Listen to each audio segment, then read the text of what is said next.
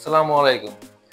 আজকে day 3 versus day 5 versus day 6 embroidery ট্রান্সফারের তুলনামূলক সাকসেস রেট নিয়ে আলোচনা করব।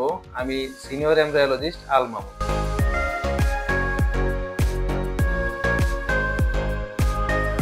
সাধারণত day 5 ইটিতে success rate day 3 ET এর তুলনায় বেশি হয়ে থাকে।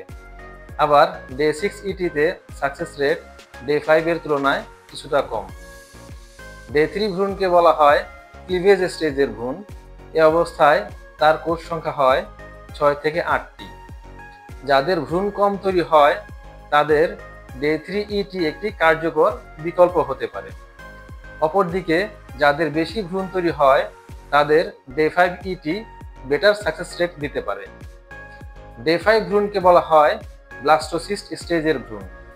এটি আরও অ্যাডভান্স ভ্রূণ, যা সাধারণত 100 থেকে 200টি কোষের একটি নির্দিষ্ট কাঠামো নিয়ে গঠিত। এর মধ্যে রয়েছে ফ্লুইড ফিল্ড ক্যাভিটি এবং 2 ধরনের কোষ। এক ধরনের কোষ প্লাসেন্টা তৈরি করে এবং অন্যটি ভ্রূণে বিকশিত হয়। গবেষণায় দেখা গেছে ডে 5 ইটিতে সাকসেস রেট যেখানে 50 থেকে 70%, সেখানে ডে 3 ইটিতে সাকসেস রেট মাত্র 20 থেকে 40%। গবেষণায় আরও দেখা গেছে যে ডে 3 ইটি এর তুলনায় ডে 5 ইটিতে লাইভ বার্থ রেট সিগনিফিক্যান্টলি বেশি। ডে 6 ভ্রূণকেও ব্লাস্টোসিস্ট স্টেজের ভ্রূণ বলা হয়।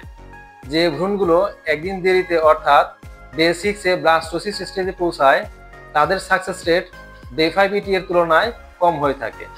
উদাহরণস্বরূপ, একটি গবেষণায় দেখা গেছে যে একটি ভালো মানের ডে 5 ইটিতে লাইভ বার্থ রেট 48.65% এবং একটি খারাপ মানের ডে 5 ইটিতে তা 47.50%। আবার একটি ভালো মানের ডে 6 ইটিতে লাইভ বার্থ রেট 36.93%, সেখানে একটি ভালো মানের ডে 3 ইটিতে 24.80%। সর্বোপরি সাকসেস রেটের জন্য যে সকল বিষয় বিবেচনায় আনা হয় তা হলো ভ্রূণের কোয়ালিটি, ভ্রূণের সংখ্যা, রোগীর শরীরের কন্ডিশন, উন্নত মানের ল্যাব, ফ্রোজেন ইটি, কনসালটেন্ট ও এমব্রায়োলজিস্টের দক্ষতা।